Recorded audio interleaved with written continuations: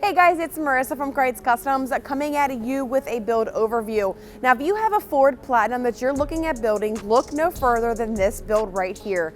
This one is going to be a 6-inch rough country suspension system, and now we did add the strut spacer, and rough country does have some different options for your lifted strut as well as their coilover kit. So you have some different options on what you plan to build with what you do with your truck, whether you off-road, daily driver, stuff like that. Coming down to your wheel and tire package, this is going to be the 22x12 Fuel Blitz, and this is going to be the all gloss black finish. Now this is going to be that classic white vehicle black wheels that everybody loves, and I absolutely love this build. The tire is going to be a Nitto Ridge Grappler, a 35-12-50-22, and this wheel and tire package does fit underneath this F-150 with some minor trimming involved, so make sure you guys keep that in mind for your build as well.